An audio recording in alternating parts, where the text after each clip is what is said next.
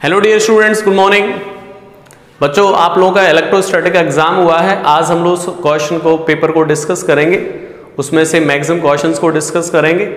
ठीक है, मैं समझता हूं कि अभी आप लोगों का जो इलेक्ट्रोस्टैटिक का ऑलमोस्ट 30% पोर्शन कवर किया है, बट आपने एग्जाम दिया तो बहुत अच्छी बात है। ठीक है, प्रैक्टिस बहुत ज़रूरी होती है। चलिए तो कुछ क्वेश्चंस डिस्कस करते हैं। और बच्चों, मैं आपसे ये कमिटमेंट करता हूं कि मेडिकल के स्टूडेंट्स के लिए कि अगर आपने इस चैप्टर कंप्लीट कर लिया प्रॉपर तरीके से, जिस सीक्वेंस में मैंने आपको कॉन्सेप्ट सिखाए हैं, समझ रहे हो, चीज़ें शॉर्ट ट्रिक्स लिखाई हैं, तो आपको इलेक्ट्रोस्टैटिक के अंदर कहीं भी 1% भी डाउट नहीं क्रिएट हो सकता।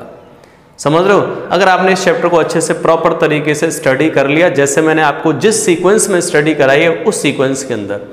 अभी 30% पोर्शन कंप्लीट हुआ है, हम लोग नेक्स्ट लेक्चर पढ़ेंगे फील्ड लाइंस, फ्लक्स वगैरह।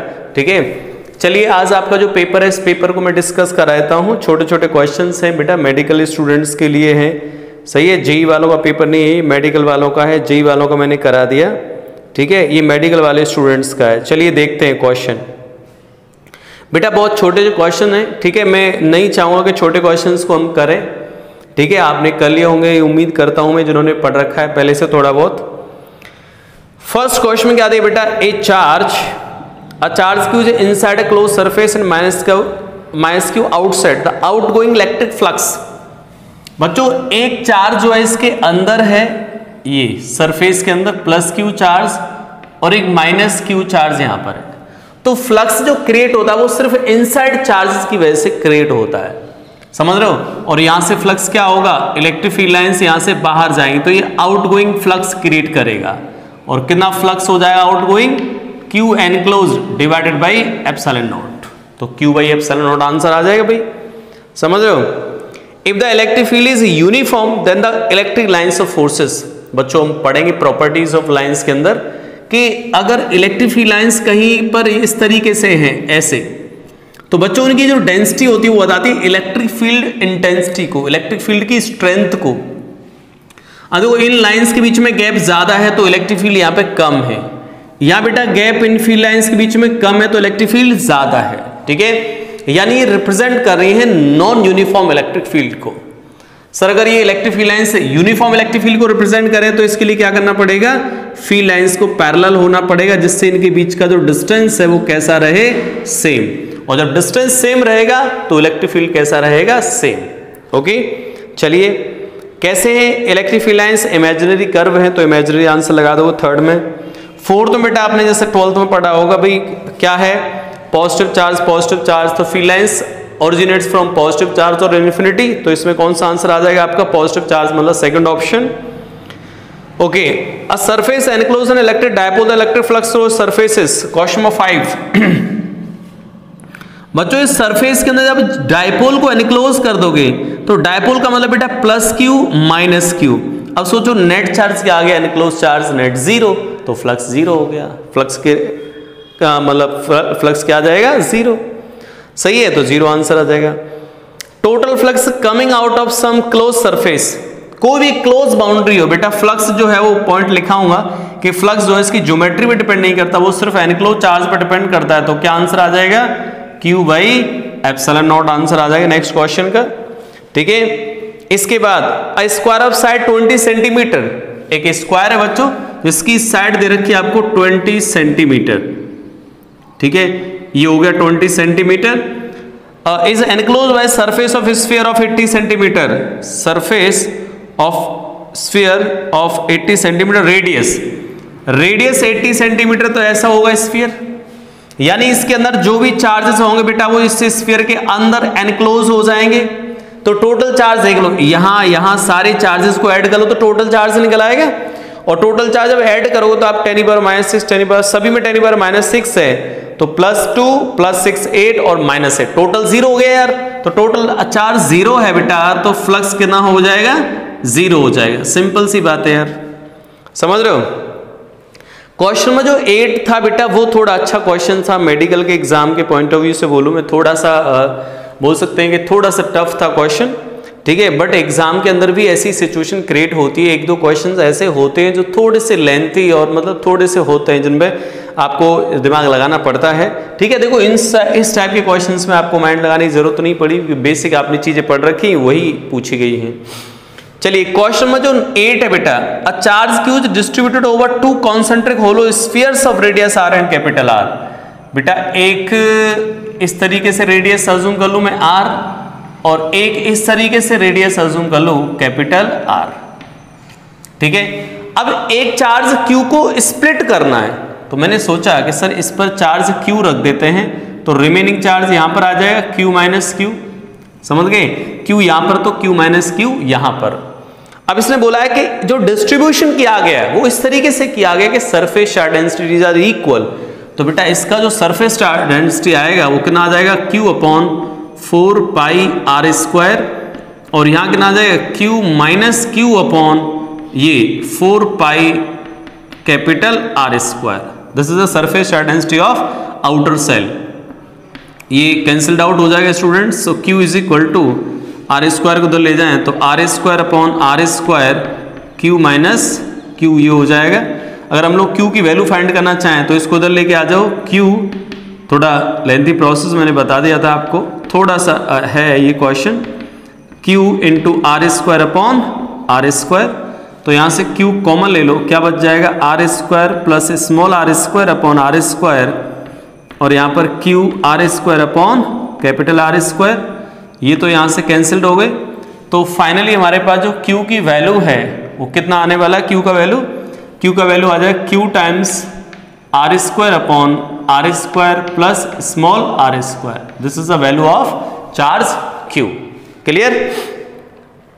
Find the potential at the common centre. यहां पर पोटेंशियल पूछा बच्चों, तो पोटेंशियल किस किस की वजह से आएगा, इस चार्ज की वजह से आ जाएगा और इस चार्ज की वजह से आएगा। तो पोटेंशियल एट कॉमन सेंटर कितना हो जाएगा k times of q divided by r plus k times of q minus q divided bye कितना हो जाएगा कैपिटल R, ये हो जाएगा। ठीक है, अब यहां से हम लोग क्या करते हैं भाई, वैल्यू पुट अप कर दो, q की वैल्यू कितनी है, q times of R square upon R square plus small are square, this is the value of q divided by r, okay, plus यहां पर k q minus q R square upon R square plus R square divided by r। थोड़ा सा lengthy है, समझ लो, एक दो question तो ऐसे आएंगे, ऐसा थोड़ा हर क्वेश्चन मजे आ रहे हो यार। एक कैंसिल हो गया, यहां से कितना बच गया k q upon R square plus R square, और यहां पर एक क्या बचा r, ओके, देख लो कितना हो जाएगा। ठीक है, यहां क्या हो जाए भाई सर, के क्यू ले लो common, r square plus small are square minus r square divided by r square plus small are square. यहां से बच्चों ये कैंसिल हो गया और एक आर ने एक आर को मार दिया।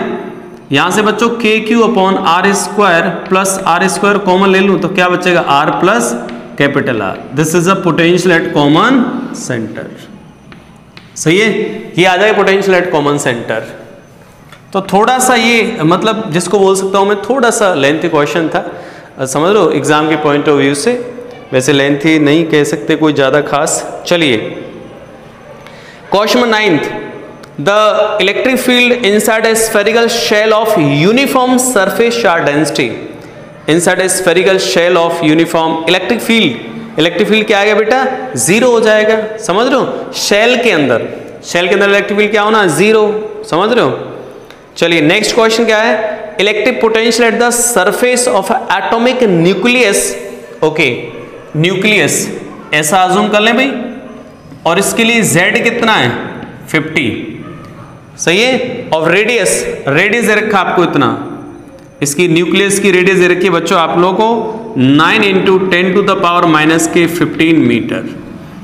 अब सोचो इस पे सर टोटल चार्ज कितना आ गया, और स्फीयर है बेटा, इस पे चार्ज प्रोटॉन्स भरे हुए होंगे इसके अंदर।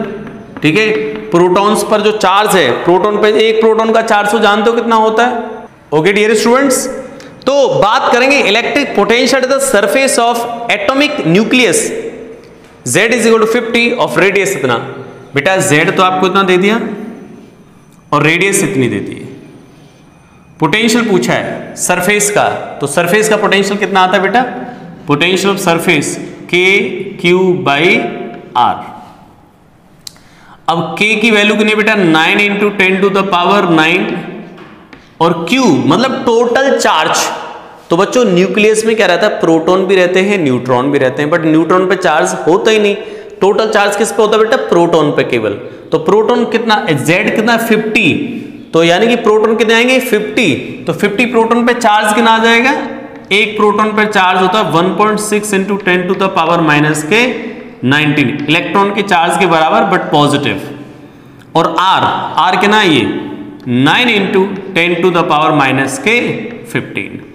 कर सकते हैं आसानी से, कोई दिक्कत वाली बात नहीं है। ठीक है, कर दोगे। कितना हो जाएगा भैया? 9 से 9 कैंसिल कर दो, अब कैलकुलेशन कर देना। ठीक है, सिंपल कैलकुलेशन बेटा, कैलकुलेशन बहुत इजी दी गई है। देखो -15 से कैंसिल हो गया, तो आपका आंसर आसानी से आ सकता है। ठीक है, 8 के टर्म में आ जाएगा। चलिए, the dependency of electric potential V, इसको मैं हटा देता हूं एक बार अब इसको यहां से। बेटा ये क्वेश्चंस बहुत इजी हैं यार, बहुत इजी, और इजी ही क्वेश्चन आते हैं, बट बेटा हमारा जो बेसिक कॉन्सेप्ट्स है वो बहुत अच्छे से और बहुत मतलब क्लियर होने चाहिए। कंसेप्चुअली हमें कॉन्सेप्ट्स जो है प्रॉपर तरीके से क्लियर होंगे बेटा, तो हम कॉन्फिडेंस ले पाएंगे माइंड में, और कॉन्फिडेंस ही कंपटीशन है। जितना अच्छा कॉन्फिडेंस उतना ज्यादा कंपटीशन बेटर होगा। चलिए, the dependency of electric potential V on the distance r from the centre of a charge spherical shell. तो बेटा स्फेरिकल शेल के अंदर पोटेंशियल कैसा रहेगा? कांस्टेंट रहेगा अंदर, तो वार वेरी करेगा 1/r के अकॉर्डिंग। तो सेकंड ऑप्शन आ जाएगा theoretical question. If an electric dipole is kept in uniform electric field then it will experience kept in uniform electric field. Uniform electric field, तो बेटा यूनिफॉर्म में रखोगे तो उस पर नेट फोर्स क्या आएगा? 0। टॉर्क लग सकता है उस पर, तो then it will experience a force, इसको भी नहीं कह सकते हो, a couple and mover, a couple and rotates, a force and moves. बेटा क्या आ जाएगा? Couple and rotates. समझ लो, क्योंकि डायपोल को जब आप ऐसे रख दोगे तो बेटा यहां पर अगर ये इलेक्ट्रिक फील्ड यूनिफॉर्म इस तरफ E है, तो पॉजिटिव चार्ज पर फोर्स इधर, नेगेटिव पर इधर, तो नेट फोर्स को क्या आना है बेटा? 0 होना है, बट इसकी वजह से क्या हो जाएगा? ये रोटेट। समझ लो, तो ये आ जाएगा। ठीक है, तो कौन सा आंसर आ जाएगा बेटा? Couple, torque and rotates. Okay, electric potential at a point due to electric dipole. तो बेटा पोटेंशियल कितना आ जाएगा? इलेक्ट्रिक डायपोल की वजह से जो पोटेंशियल है वो कितना आ जाएगा आपके पास? फर्स्ट ऑप्शन आ जाएगा, potential K times of P dot R vector upon R cube. Theoretical है ये भी। ठीक है, N electric dipole is placed in non uniform electric field. ध्यान से, नॉन यूनिफॉर्म में रख दिया। अभी बेटा हमने किस में रखा हुआ था इसको? यूनिफॉर्म में। इट विल एक्सपीरियंस, तो बेटा अब इस पर रिजल्टेंट फोर्स भी आ जाएगा, क्योंकि एक फोर्स ज्यादा हुआ तो एक कम हुआ, तो रिजल्टेंट फोर्स भी आ गया। तो रिजल्टेंट फोर्स एंड कपल। ठीक है, ये आंसर आ जाएगा।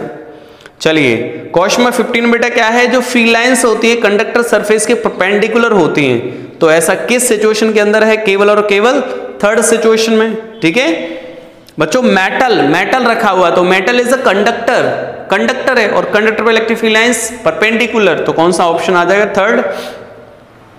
A hollow metal sphere radius something is charged such that the potential on its surface is 10 volt. The electric field at the center of the sphere will be. तो बेटा a hollow metal sphere of radius r cm charged potential on its surface. The electric field at the center of the sphere will be. तो बेटा potential field पूछा है, तो अंदर field क्या आएगा? 0। अंदर फील्ड एग्जिस्ट ही नहीं करेगा मेटल के अंदर। Okay, next an electron enters an electric field with a velocity v in the direction of electric lines of force, then the path of the electron will be a। आपको मैंने बता रखा भाई क्या आएगा? भाई इलेक्ट्रिक फील्ड इस direction में है, ये हो गया इलेक्ट्रिक फील्ड।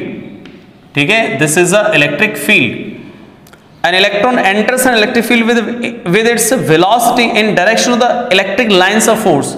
इधर है इसकी वेलोसिटी, समझ रहे हो? तो बेटा चार्ज इलेक्ट्रॉन पे कैसे लगेगा, इलेक्ट्रॉन पे चार्ज नेगेटिव है तो फोर्स कैसे लग जाएगा इस पर, अपोजिट, इलेक्ट्रिक फील्ड के अपोजिट। तो क्या होगा, the path of electron will be a circle, गलत हो जाएगा, path of electron will be A parabola, ये भी गलत हो जाएगा। Velocity of electron will decrease, ये सही हो जाएगा, समझ रहे हो, विल डिक्रीज, ठीक है, समझ गए। क्वेश्चन में डी में क्या दिया बेटा, electric charge is uniformly distributed along a long straight wire of radius 1 millimetre, okay, the charge per centimetre length of the wire is q coulomb, anode cylindrical surface of radius 50 centimeter and length 1 meter symmetrically encloses the wire, the total flux passing through the cylindrical surface। बेटा कितना आसान है, तो क्या कर दोगे भाई, ये होगी सिलेंड्रिकल सरफेस, ये सरफेस होगी बेटा। अब ये देखोगे कितना चार्ज यहां से, अब ये वायर है इस तरीके से, अब वायर की वजह से बेटा इलेक्ट्रिक फील्ड कैसे क्रिएट होगा, इस डायरेक्शन में, इस डायरेक्शन में, तो जो फ्लक्स है वो इन्हीं सरफेसेस से बाहर आएगा, सिलेंड्रिकल सरफेस से ही बाहर आएगा फ्लक्स। तो आप कैसे निकालोगे फ्लक्स की वैल्यू बच्चा, ये देखोगे सर एनक्लोज चार्ज कितना है डिवाइडेड बाय एप्सिलॉन नॉट, और एनक्लोज चार्ज कैसे निकालो बच्चों, इसकी यूनिट लेंथ पर कितना चार्ज है सर, इसकी यूनिट लेंथ पर चार्ज मान लेते हैं लैम्डा, तो कितना आ गया बेटा, लैम्डा हो गया charge per unit length multiply by this length, और शायद ये लेंथ है 1 मीटर, 1 मीटर, तो आपके पास डिवाइडेड बाय एप्सिलॉन नॉट, तो आप इसकी वैल्यू पुटअप कर दो और इसकी वैल्यू पुटअप कर दो, आंसर आ जाएगा, ठीक है। Charge per centimetre the wire is q coulomb, ठीक है बेटा, इसकी ये निकाल, लैम्डा लिख देता हूं, लैम्डा क्या दिया गया आपको, once the charge per centimetre length of the wire, यानी कि q है 1 सेंटीमीटर पर, तो बेटा 1 सेंटीमीटर को किस में कन्वर्ट कर दो, मीटर में, तो 10⁻⁻² हो जाएगा, समझ लो।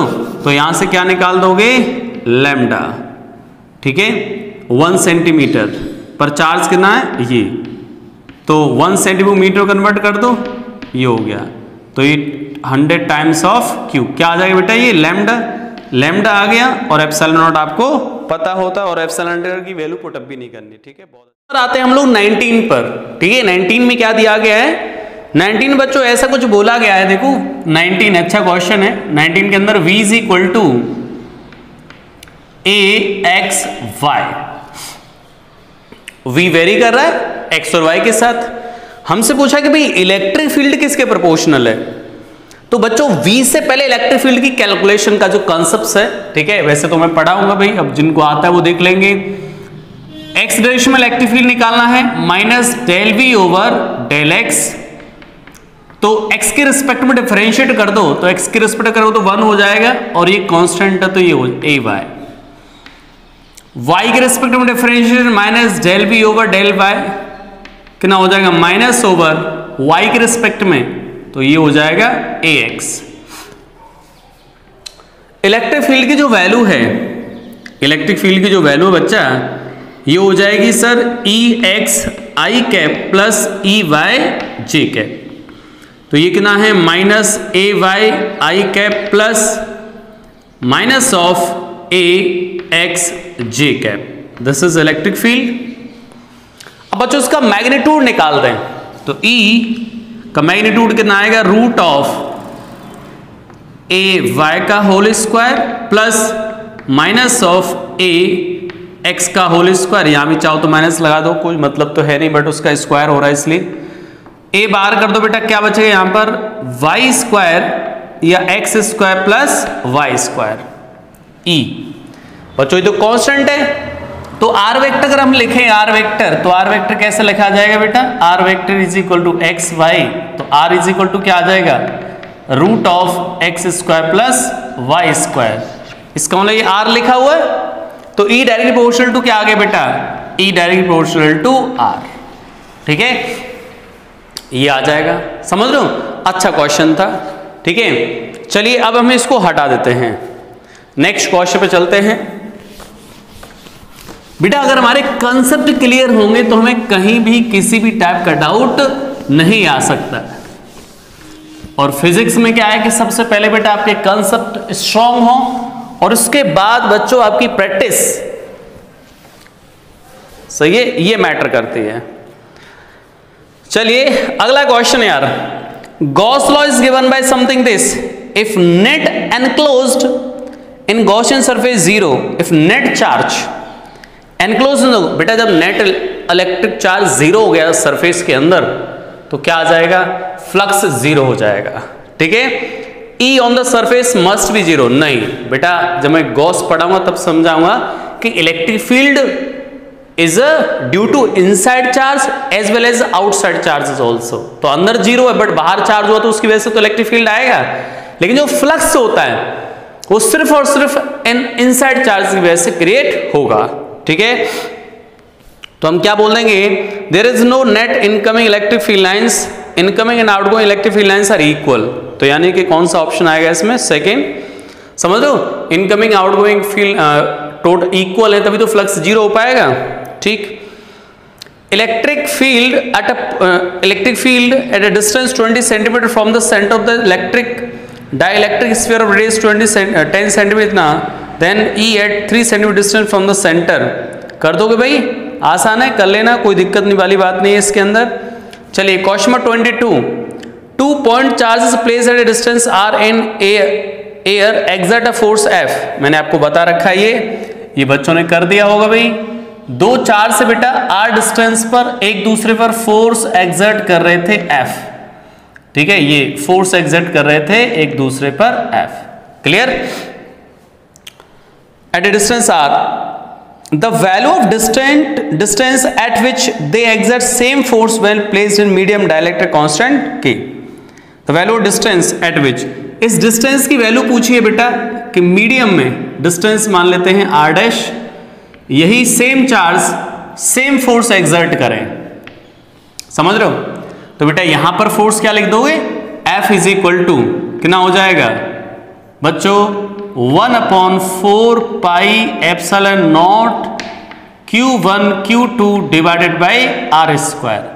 यहां पर फोर्स कितना आएगा, 1/4 pi epsilon not into dielectric multiply by Q1 Q2 divided by R dash square.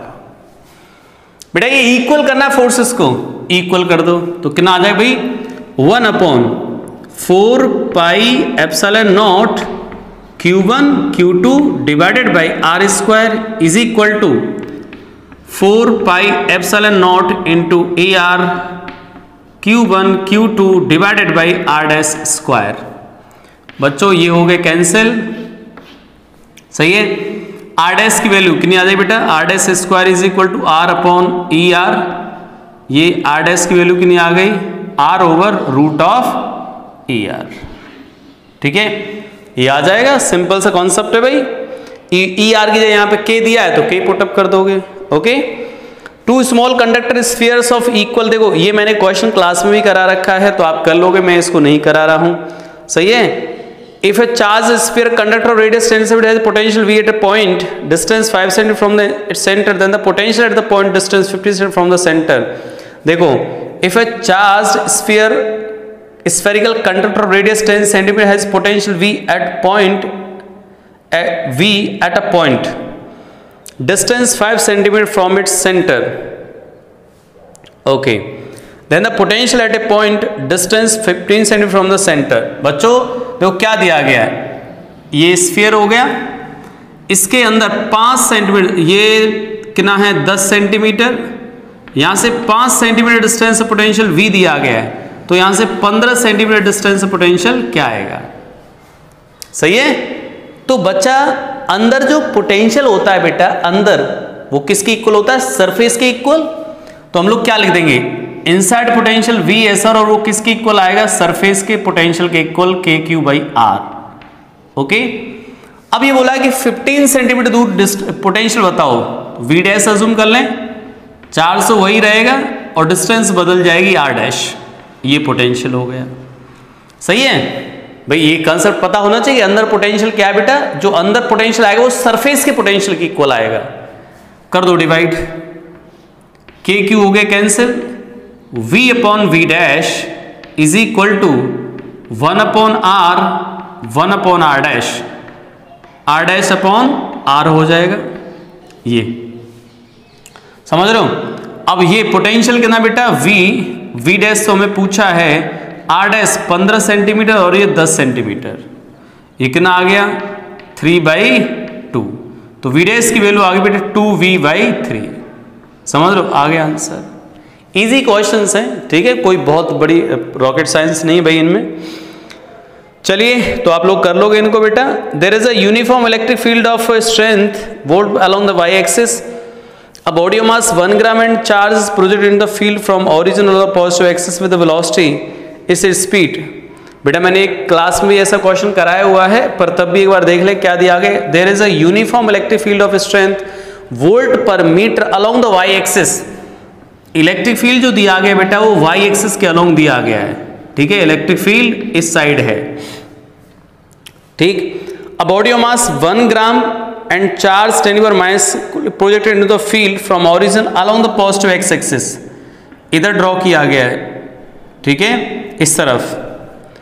अब with a velocity 10 metre per second, ये okay, its speed in metre per second after 10 second.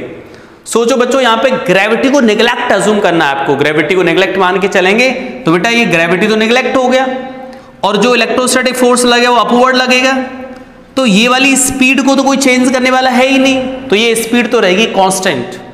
सिर्फ और सिर्फ वेलोसिटी इधर की इस डायरेक्शन में create होगी सर, और इधर कितना फोर्स लग जाएगा चार्ज पार्टिकल पे Q into E electric field, और force F is equal to ma, तो A की वैल्यू क्या आ गई बेटा QE/m।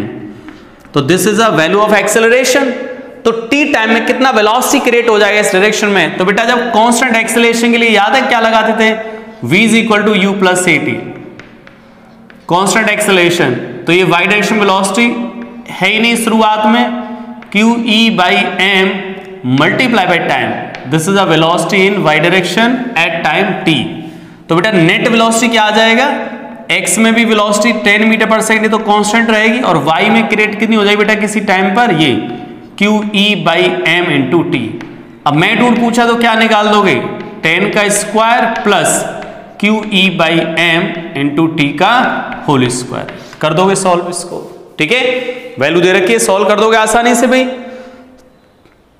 चलिए क्वेश्चन नंबर क्या दिया है, a uniform electric field pointing in the positive x direction exists in a region, let A be the origin, B be the point on the x axis at plus 1 centimeter, C be the point on the y axis at 1, then the potential point ABC satisfy।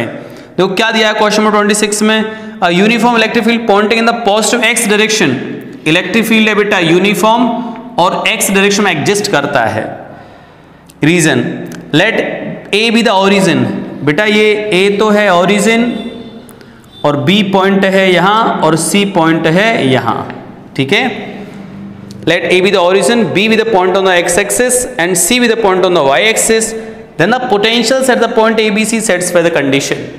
बेटा electric field की direction में जाने पर potential हमेशा decrease करता है, तो किसका पोटेंशियल कम हो जाएगा, B का पोटेंशियल कम होगा और A और C का पोटेंशियल कैसा आएगा, सेम। तो कंडीशन क्या आ जाएगी आपके पास, B का पोटेंशियल कम किस में, देखो सेकंड ऑप्शन में, ठीक है, A और C तो पोटेंशियल सेम होंगे, तो बेटा कौन सा ऑप्शन आ जाएगा, second. Choose a correct statement, क्या दिया गया है, choose a correct statement regarding the electric lines of forces emerges from negative, ये कर लोगे, थ्योरेटिकल है सभी है। नेक्स्ट क्वेश्चन नंबर 28 अच्छा क्वेश्चन है, elementary particle of mass m and charge plus E is projected with the velocity v at much more massive particle of the charge ZE where Z greater than 0, what is the closest possible approach of the incident particle। बेटा actual में क्या करोगे, यहां पर देखो जब particle को यहां से बहुत दूर से प्रोजेक्ट किया गया m मास चार्ज E और हैवी मास की तरफ भेजा जा रहा है, तो हैवी मास लगभग आप मान सकते हो सर इसका चार्ज ZE है और वो कैसा रहेगा, ऑलमोस्ट रेस्ट पर, क्योंकि हैवी है तो कैसा रहेगा, ऑलमोस्ट रेस्ट पर। बोला कितना मिनिमम इसके पास जा सकता है, तो क्या करोगे बेटा, जब ये ऐसे जाएगा तो दोनों बीच में रिपल्शन होगा और एक टाइम पर वापस हो जाएगा ये, तो ये आगे इनके मिनिमम गैप आ गया, इनके बीच का मिनिमम गैप। कैसे निकालोगे इस मिनिमम गैप को बेटा, तो यहां पर हम कंसेप्ट अप्लाई करते हैं एनर्जी कंजर्वेशन का। तो शुरुआत में इनके बीच में जो एनर्जी है बेटा सिर्फ और सिर्फ काइनेटिक एनर्जी है 1/2 mv²। पोटेंशियल एनर्जी तो सर इनफाइनाइट सेपरेशन इसलिए जीरो अज्यूम कर ली, और बाद में यहां पर आके काइनेटिक एनर्जी इसकी जीरो हो गई, रुक गया, और ये तो पहले से रुका हुआ, तो पोटेंशियल एनर्जी कितनी आ जाएगी k times of E into ZE divided by R minimum. सही है, आगे R मिनिमम यहां से, ठीक है, इजी वे में कैलकुलेट कर सकते हैं with the help of energy conservation. Okay, ये कर लेना बेटा। अब क्वेश्चन नंबर जो 30 है, जो अच्छा क्वेश्चन है उसको मैं समझा रहा हूं बेटा। Question number 30 nice question. अब ये 11 से रिलेट होता है बेटा, जैसे मैं वहां पे बताया था इलेक्ट्रिक फोर्स। बच्चों इलेक्ट्रिक फोर्स जो है कंजर्वेटिव होते हैं, मतलब जो फोर्स है कंजर्वेटिव होता है, उसको चेक करने के तरीके। तो कितनी फॉर्म थी उसकी? 3 फॉर्म थी, 3 स्टैंडर्ड फॉर्म थी कंजर्वेटिव फोर्स की, कि कौन सा फोर्स कंजर्वेटिव है। तो जो बच्चों कंजर्वेटिव फोर्स है तो उसके करस्पॉन्डिंग फील्ड कंजर्वेटिव होगा, समझिए, चेक करने के तरीके बताए थे, ठीक है। फिलहाल यहां पर देखो क्या दिया गया है, E1 बेटा फर्स्ट जो फील्ड है E1 वेक्टर वो दिया गया xi cap plus yj cap. ये तो इलेक्ट्रोस्टैटिक हो, सॉरी कंजर्वेटिव होगा, कंजर्वेटिव क्यों? सेकंड फॉर्म से मैच कर रहा है। सेकंड फॉर्म मतलब क्या सर? i के साथ बेटा x का फंक्शन, j के साथ y का फंक्शन, तो इसको चेक करने की हमें जरूरत ही नहीं पड़ती, कंजर्वेटिव है सर, ठीक है। x के साथ बेटा i के साथ x और j के साथ y, मतलब it is a conservative in nature, इसको चेक करने की जरूरत नहीं है। सेकंड को चेक करने की जरूरत है। यहां पे क्या दिया गया है? E2 जो फील्ड है वो कितना दिया गया बेटा? xy² i cap plus x² yj cap. इस फील्ड को चेक करने की जरूरत है। तो इसको चेक करने का तरीका क्या है सर? वहां पे हम लोग वर्क डन वगैरह निकालते थे, ठीक है। तो चलिए देखिएगा ध्यान से बेटा। ऐसे में किसी पार्टिकल पर, किसी चार्ज पार्टिकल का वर्क डन निकालूं तो कैसे निकलेंगे वर्क डन? वर्क डन की बात करें, वर्क डन कितना आएगा सर? तो वर्क डन निकालोगे आप लोग F dot dr vector, F की वैल्यू आई Q इंटू ई, तो बेटा Q तो यहां रख दो। इलेक्ट्रिक फील्ड कितना है? xy² i cap plus x² yj cap dot dr dx i cap plus dy j cap. Displacement लिख दिया क्योंकि x में भी लग रहा है फील्ड, y में भी है फील्ड, तो इसके करस्पॉन्डिंग फोर्स x में, फोर्स y में, तो डिस्प्लेसमेंट लिख दिया हमने इस तरीके से। डॉट प्रोडक्ट ले लो बेटा, क्या आएगा? Q टाइम्स ऑफ कितना हो जाएगा ये? xy² dx plus x² y dy। अब ऐसी सिचुएशन में जाके हम फंस जाते हैं। बच्चा इस जगह पे जाके इंटीग्रेट नहीं कर पाता। क्यों नहीं कर पाता भाई? सर dx आ रहा है लेकिन साथ में y² भी आ रहा है, dy y के साथ करूं इंटीग्रेशन तो x² भी साथ में आ रहा है। तो ऐसी जगह पहुंचने के बाद आता हमारे दिमाग में ख्याल परफेक्ट डिफरेंशियल का। तो परफेक्ट डिफरेंशियल कैसे चेक करते हैं? देखो बेटा, केवल आप x के रेस्पेक्ट में इंटीग्रेशन करो तो क्या आएगा? देखो यहां पर y² ऑलरेडी है, x के रेस्पेक्ट में इंटीग्रेशन करो तो क्या आएगा? x²/2। ओके, ये y के रेस्पेक्ट में इंटीग्रेट करो तो x² y²/2। समझ आया मैंने क्या बताया? ध्यान समझना, यही जाके कंफ्यूज होता है स्टूडेंट। इजी है बेटा। अभी देखो यहां पे इंटीग्रेट करना बहुत मुश्किल होता है, तो हम लोग क्या करेंगे बच्चों? x² ये x मतलब dx मतलब x के रेस्पेक्ट में इंटीग्रेट करना है तो y को एक बार एज इट इज रखो, x dx, तो कितना इंटीग्रेशन हो जाए? x²/2। यहां पर y के रेस्पेक्ट में x² तो y²/2। अब देखो ये टर्म जब सेम आ जाए x² y²/2, x² y²/2, it means it is a conservative, it is a perfect differential. तो मैं आपको वर्क पावर एनर्जी में इस चीज को समझाता हूं। तो 3 फॉर्मेट लेते हैं, तो ये लास्ट फॉर्मेट है उसकी परफेक्ट डिफरेंशियल चेक करने की। तो जब ये दोनों बेटा दोनों टर्म सेम आ जाते हैं तो हम बोलते हैं this is a conservative force, ठीक है। तो ये क्या हो जाएगा बेटा? दोनों ही फील्ड कैसे होंगे? कंजर्वेटिव। क्लियर है? चलिए, एन इलेक्ट्रॉन प्रोडक्ट कर लोगे, इसमें कोई दिक्कत नहीं। What is the ratio of electric field at the axis of, ये भी डायपोल में कहीं दिक्कत नहीं है। A proton accelerated through potential difference of, ये कोई प्रॉब्लम नहीं है। Potential distance r/2 from the centre of the conductor sphere will be, तो जो सरफेस पर होता है वही होता है भाई, सही है। तो इनमें कहीं दिक्कत नहीं है, तो आपके कहीं कोई प्रॉब्लम नहीं है। और ये क्वेश्चन नंबर समझ लो आप लोग 37 और 38। A thin spherical conducting shell of radius r has a charge. Okay, another point charge q is placed at the center of the shell. The electrostatic potential at a point A, point P, a distance r/2 from the center of the shell. देखो ये अच्छा question है। क्या दिया गया देखो इसके अंदर, A thin spherical conducting shell of radius r, ये इसकी रेडियस r, सही है, हैज अ चार्ज। अब इसके बारे में चार्ज कुछ दिया नहीं, बट हम ऑप्शन को देख के देख सकते हैं कि इस पे चार्ज q होगा, ठीक है। Another point charge q is placed at the center of the cell, एक चार्ज यहां रखा हुआ है centre of the cell, okay. The electrostatic potential at a point P, a distance r/2 from the center of the cell, यहां से r/2 distance पर बेटा potential बताना है, ठीक है। तो आप ये सोचो बच्चों, इस चार्ज की वजह से तो डायरेक्ट पोटेंशियल लिख सकते हो यहाँ पे kq/r, तो kq/r, r/2, this is a potential भाई, इसकी वजह से डायरेक्ट। और जो सेल की वजह से बेटा जो सरफेस का पोटेंशियल होता है, इस q की वजह से जो सरफेस का पोटेंशियल होगा वही अंदर सारे पॉइंट्स का होगा, तो हम लोग क्या लिखेंगे, सरफेस का पोटेंशियल लिख दो kq/r, तो this is a potential at this point. आ गया आंसर, ठीक है, लिख देना अब इसको। चलिए क्वेश्चन नंबर 38 अच्छा क्वेश्चन है, बहुत ही शानदार और बहुत जबरदस्त क्वेश्चन है। ऑलमोस्ट स्टूडेंट इसमें कंफ्यूज ही रहते हैं, उनको क्लियर ही नहीं होता ये। चार्ज क्या दिया गया, a hollow conducting sphere is placed in an electric field produced by the point charge placed at P S on the figure. यहां पर कोई पॉइंट चार्ज रखा गया बेटा पॉइंट पी पर। Let V A B V with potential at point B and C respectively.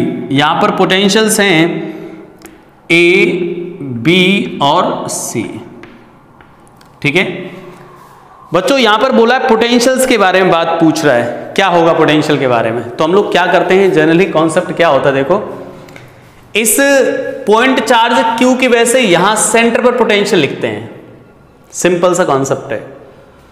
इस point charge की वजह से यहां पोटेंशियल लिखते हैं। अब आपको पता है थिन सेल के अंदर जो सेंटर पर पोटेंशियल होता है वही सरफेस पर होता है।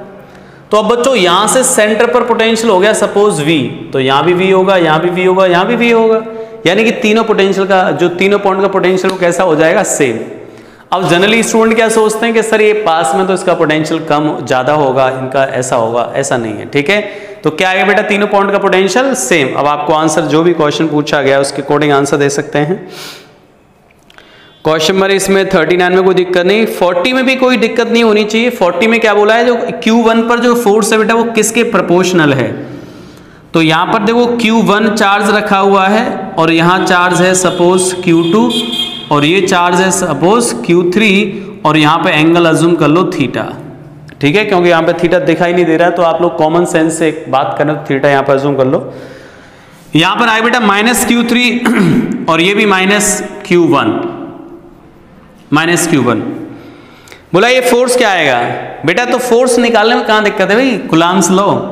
Q2 क्या करेगा, इसको अपनी तरफ अट्रैक्ट कर लेगा तो ये फोर्स उधर आ गया, Q3 इसको रिपेल कर देगा इस डायरेक्शन में, समझ रहे हो, ये थीटा तो ये थीटा हो जाएगा, ये फोर्स F डैश, ये फोर्स F। अब बच्चों F डैश के कंपोनेंट एक तो इधर आ जाएगा F डैश cos थीटा और एक इधर आ जाएगा F डैश sin थीटा। तो x कंपोनेंट के बारे में पूछ रहा था केवल, तो x कंपोनेंट क्या आ जाएगा बच्चों, x कंपोनेंट कितना आ गया भाई इसका F plus F dash sin theta, सही है। इन दोनों की बेटा वैल्यू पुटअप कर दो आंसर आ जाएगा, ठीक है, इन दोनों की वैल्यू पुटअप कर दो आंसर आ जाएगा, यानी कि आप ऑप्शन पर पहुंच जाओगे, शायद थर्ड ऑप्शन पर आ जाओगे, ठीक है भाई, कोई दिक्कत नहीं, सिंपल है। बाकी तो छोटे छोटे क्वेश्चन हैं। Due to electric dipole potential at dependency of 1/r² आ जाएगा, ठीक है, डिपेंडेंसी, ठीक है स्टूडेंट्स।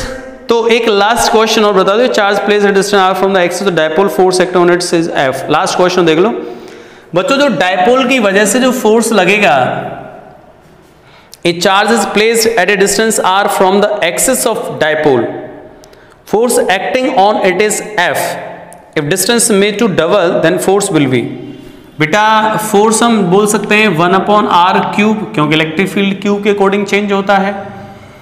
तो फोर्स पहले कितना लग रहा था F, ये हो गया, दूसरे केस में एफ डैश 1 अपॉन डिस्टेंस कितनी है, distance is made to double 2r cube, तो कितना आ जाएगा एफ डैश की वैल्यू, एफ डैश की वैल्यू कितनी है बेटा, f/8 हो जाएगा। ठीक है, चलिए बच्चों बहुत अच्छी बात है, आपने ये क्वेश्चंस लगाए हैं, लेकिन मैं आपको एक ही कमिटमेंट करूंगा बेटा लास्ट में, जब आप इलेक्ट्रोस्टैटिक मेरी कंप्लीट कर लोगे, जो मैं आपको सिखा रहा हूँ लास्ट जो भी हमारा चैप्टर चल रहा है, कहीं भी एक भी डाउट मुझे बता देना, सही है, सर को बोल देना कोई डाउट आया तो, आ ही नहीं सकता, पॉसिबल ही नहीं है। ठीक है, कंटेंट को पढ़ने के बाद जो वेल कंटेंट है, वेल डिजाइंड उस और विद सीक्वेंस, कोई डाउट पॉसिबल ही नहीं है। ठीक है, चलिए students, okay, thank you for watching और एंजॉय करें आप लोग स्टडी को। ओके।